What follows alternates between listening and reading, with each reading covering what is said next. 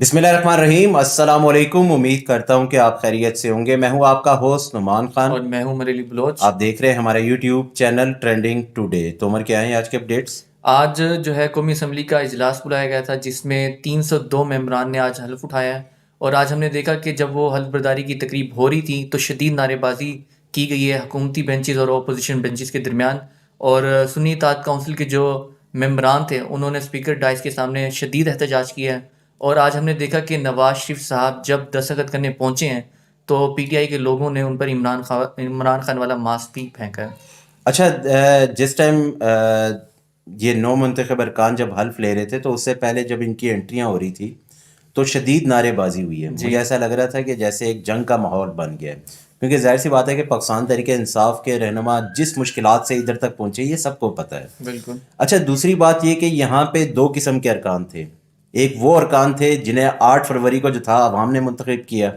एक वो थे जो 9 फरवरी वाले थे। बिल्कुल। समझ गए, जो अवाम के मैंडेट से चोरी होकर जो है यहाँ तक पहुँचे हैं। अच्छा, दूसरी बात ये कि पाकिस्तान तहरीक इंसाफ के जो रहनुमा थे, वो तो इमरान खान की जो थे वो आप ये कह लें कि तस्वीर अपने साथ लेकर आए थे। साथ साथ कुछ जो रहनुमा थे वो अली ऐसे थे मोहम्मद कि खान जो हो गए, शेर अफजल मरवत हो गए, वो वो उन्होंने इमरान इमरान खान खान का का जो है मास्क जो थे वो मास्क पहना हुआ साथ था लेकर आज। आए थे। लेकिन देखा जाए तो पाकिस्तान तहरीक इंसाफ के सपोर्टर जो थे या उनके रहनुमा जो थे, वो अपने गुस्से का इजहार जिस तरह उन्होंने किया है कौमी जी असम्बली में आकर, वो सबको पता है। मैंने आपको कहा ना कि बहुत सारी मुश्किलात देख कर वो यहाँ तक पहुँचे हैं। हालांकि देखा जाए तो पाकिस्तान तहरीक इंसाफ के किसी भी रहनुमा ने जो है वो ना ही इलेक्शन की कैंपेन की है, ना ही एक किस्म का आप ये कह सकते हैं कि इलेक्शन में हिस्सा लिया है। बिल्कुल सही। इसी तरह जब हाँ ये जी अवाम का मैंडेट था जो वो लेकर यहाँ तक पहुंचे। बिल्कुल। तो पाकिस्तान तहरीक इंसाफ की तरफ से जो था वो चोर चोर के नारे लगाए गए। नून लीग की तरफ से जो था वो घड़ी चोर के नारे लगाए गए। लेकिन इन सब के बीच में जो था सबसे जो मज़ेदार बात थी वो ये थी कि पीपल पार्टी की तरफ से जो था वो खामोशी थी। जी बिल्कुल। सुकून से जो था उन्होंने आके दस्तखत किए और अपने अपने बेंचों पर बैठ गए। बिल्कुल। और जो आप मुझे बता रहे हो उमर के नवाज शरीफ पर जो है वो मास्क फेंका गया था जी। इमरान खान का मास्क फेंका गया है। तो कोई दो तरह की न्यूज़ सामने आ रही हैं। एक तो ये न्यूज़ सामने आ रही है कि नवाज शरीफ साहब की तरफ जो था वो बोतल फेंकी गई है। एक तो जी ये न्यूज़ सामने आई है। अच्छा। दूसरी ये न्यूज़ सामने आई है कि उन पर जो है इमरान खान वाला मास्क फेंका गया है, लेकिन उनको खैर लगा नहीं है। लेकिन क्योंकि देखा जाए तो जिस तरह नवाज शरीफ साहब जो थे वो दस्तखत करने आए थे तो पूरा एक प्रोटोकॉल उनके साथ था। जी उनके जितने भी रहनुमा थे वो उनके साथ आए, दस्तखत किए, उसके बाद दोबारा जो थे वो अपने बेंचों पर फिर बैठ गए। इसी तरह जब पाकिस्तान तहरीक इंसाफ के जो रहनुमा उमर अयूब साहब और जो कि वज़ीर आज़म नामज़द भी हैं पीटीआई की तरफ से, उन्होंने अपने खिताब में आज कहा है कि ये हाउस इस वक्त मुकम्मल नहीं है और जो हमारी मखसूस नशिस्तें हैं वो हमें वापस की जाएं। इसी तरह बैरिस्टर गौहर अली खान ने भी कहा है कि फॉर्म 45 के मुताबिक हमारा असल मैंडेट हमें दिया जाए।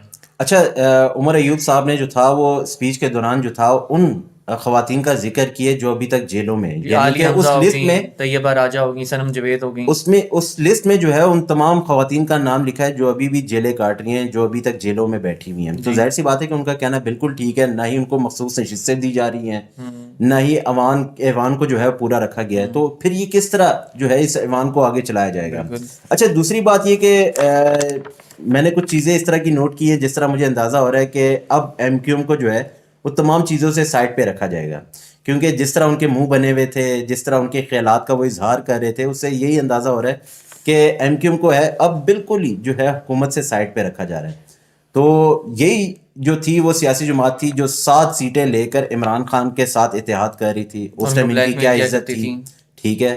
अब ये 28 सीटें लेकर भी जो है किस तरह जलील हो रही है वो भी सबके सामने है। अच्छा, मजीद ये है कि स्पीकर और डिप्टी स्पीकर का जो इंतखाब है वो कल होगा, जबकि अयाज सादिक और गुलाम मुस्तफ़ा ने कागजात जमा करा दिए स्पीकर और डिप्टी अच्छा, स्पीकर के ये लिए। अयाज सादिक साहब जो हैं ये बेसिकली आप ये कह लें कि मुस्लिम लीग नून के जी रहनुमा जी हैं। बिल्कुल।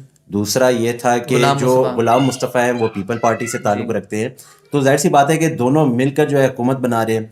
लेकिन यहाँ पे जो है क्योंकि बिलावल भुट्टो साहब ने तो पहले ही कह दिया था कि हम जो है वो आइनी ओहदा रखेंगे, जी। मतलब जो ओहदे उनको चाहिए वो रखेंगे। फ्री लेकिन स्पेस नहीं इसके देंगे, अलावा फ्री ग्राउंड नहीं देंगे, उन्होंने हाँ, कहा उसके है। अलावा वो कह रहे कि ना ही हम हुकूमत का हिस्सा बनेंगे, ना ही हम हुकूमत की पॉलिसी में उनका साथ देंगे। जी तो ये कैसी हुकूमत है जिसमें बिलावल भुट्टो साहब जो है तमाम عہدے تو رکھ رہے ہیں لیکن وہ بار بار عوام کو یہ بتانے کی کوشش کر رہے ہیں کہ ہم حکومت کا حصہ نہیں ہے. یعنی کہ آپ دیکھ لو کہ جس ٹائم بلاول بھٹو صاحب نے انتخاب کی کمپین سٹارٹ کی تھی تو اس ٹائم بھی انہوں نے یہی بات کی تھی.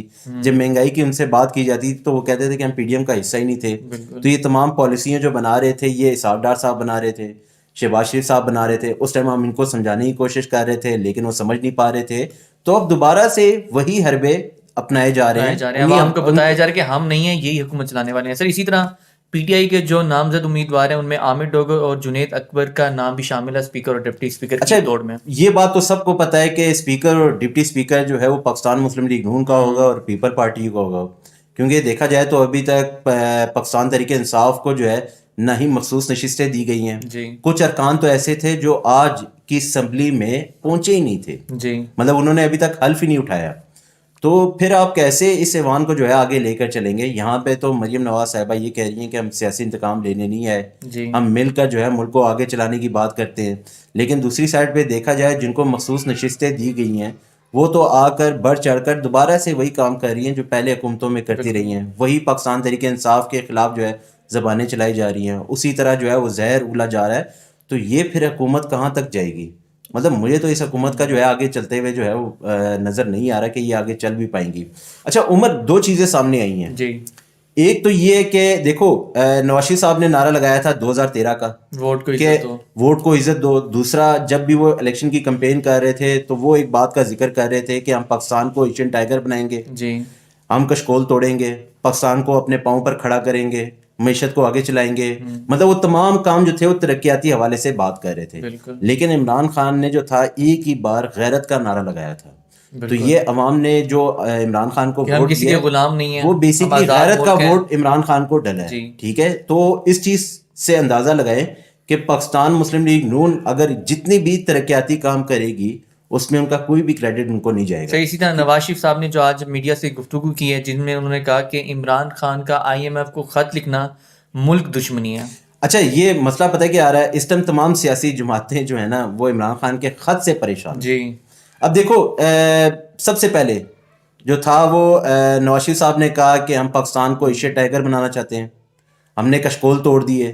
ٹھیک ہے, پھر چھوٹے بھائی کی آپ تقریر سنو تو وہ کہتے ہیں کہ بیگرز کانٹ بی چوزر. مزید انہوں نے یہ بھی کہا کہ سائفر کے بعد یہ خط لکھنا بھی ملک دشمنی ہے. شہباز شریف صاحب یار دیکھو جس ٹائم آئی ایم ایف کا وفد آیا تھا عمران خان سے ملاقات کی تھی, عمران خان نے صرف 2 شرطیں سامنے رکھی تھی, وقت پر انتخابات, صاف شفاف انتخابات. تو آپ خود بتائیں کہ جس ملک میں ایک ہی ٹائم پر 2 بار انتخابات ہوں تو کیا یہ ملک آگے چلے گا؟ تو آپ عوام کے مینڈیٹ کو چوری کر کے یہاں تک پہنچے ہو. مزید آپ اکانومی کو ڈیمیج کر رہے ہیں اور ملک کو جو ہے پیچھے لے کے جا رہے ہیں. یہ میں تمہیں بتا دوں کہ عمر بات یہ کہ شہباز شریف صاحب نے تو سیدھا کہہ دیا کہ 1.5 سال ہمیں بڑی مشکلات کا سامنا کرنا پڑے گا.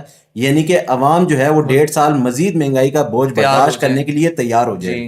تو اب عوام جس طرح مہنگائی کا بوجھ برداشت کرے گی, جس طرح ملک کے حالات خراب ہوں گے, پھر سے تمام کا تمام ملبہ جو ہے وہ عمران خان پر ڈالنے کی دوبارہ سے کوششیں کی جائیں گی.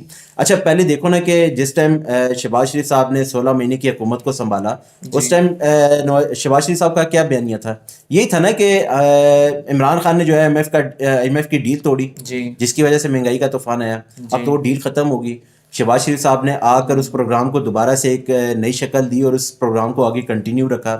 تو اب ان کے پاس کون سا بیانیہ ہے؟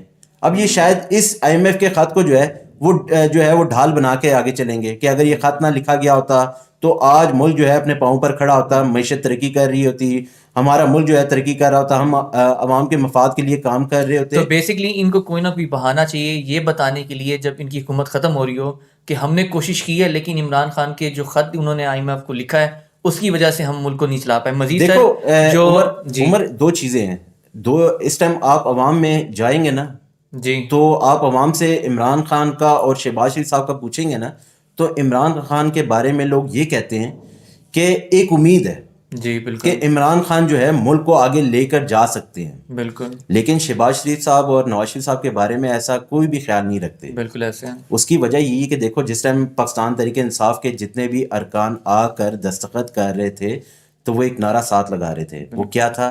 کون چلائے گا پاکستان؟ عمران خان. بالکل. ٹھیک ہے سر نئی ڈیولپمنٹ جو بھی آئی ہے اور جو کہ بہت انٹرسٹنگ ہے وہ یہ کہ فضل الرحمان صاحب نے قومی اسمبلی کا جو انتخابی عمل ہے اس کا بائیکاٹ کر دیا. اس کا امپیکٹ کیا ہوگا پی ڈی ایم کے لیے جو حکومت میں آ رہی ہے, اور عمران خان کے لیے کیا ہوگا؟ اچھا, مولانا صاحب کا جو ہے نا ہمیشہ سے ایک جو ان کا رول رہا ہے وہ بڑا ہی کوئی آپ یہ کہہ لو کہ عجیب و غریب رہا ہے.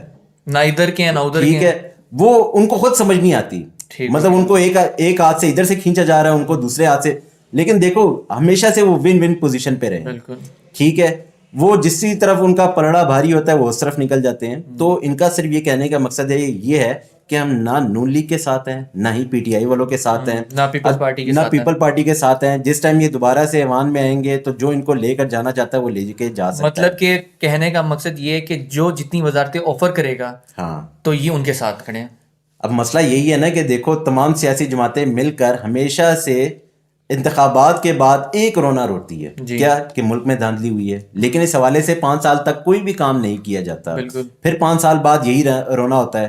اب دیکھو نا کہ کتنا ٹائم گزرنے کے باوجود آج بھی جب 5 سال گزرنے کے بعد انتخابات ہوتے ہیں تو ہر سیاسی جماعت روڈوں پہ صرف ایک نعرہ لگاتے ہوئے نکلتی ہے, کیا کہ ملک میں جو ہے انتخابات ٹھیک نہیں ہوئے, اس کو استعفیٰ دے دینا چاہیے, دھاندلی ہوئی ہے. ٹھیک ہے, ہمارے ووٹوں کی دوبارہ سے گنتی کی جائے.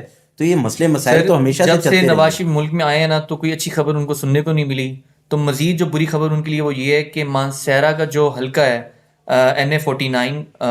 NA15 سوری, اس کے مطابق نواز شریف وہاں سے ہار چکے ہیں اور پی ٹی آئی کے حمایت یافتہ شہزادہ گستاف خان کامیاب قرار پائے ہیں. اچھا, یہاں پہ دیکھا جائے تو پاکستان مسلم لیگ نون نے پورے پاکستان میں صرف اس حلقے کا دعویٰ کیا تھا. جی, کہ یہاں سے تو لازمی جیتے گی پیمل. ٹھیک ہے, اب اگر تو شاید اور حلقے کھولے جاتے تو شاید ان کا جو ہے وہ سامنے آ جاتا کہ کیا انہوں نے جو ہے گل کھلایا. مزید دور نہ بھی جائے نا تو لاہور کے جتنے حلقوں سے پی ایم ایل این کے امیدواروں نے الیکشن لڑا ہے, چاہے وہ مریم نواز ہے, نواز شریف صاحب ہیں, یہ ایک دفعہ صحیح سے ان کا اگر انویسٹیگیشن ہو ان کی تو یہ یار انویسٹیگیشن کرنی کس نے ہے, انہی اداروں نے کرنی ہے نا. بالکل, جو پچھلے 10 دن سے یہ نہیں سمجھ پائی کہ ہم نے کس کے حوالے سے جو ہے وہ ہم نے جو ہے انصاف فراہم کرنا ہے, کس کو نہیں کرنا. اب تک یہ نہیں بتا پائے کہ مخصوص نشستیں دینی ہے نہیں دینی, کس کو دینی ہے, کتنی دینی ہے.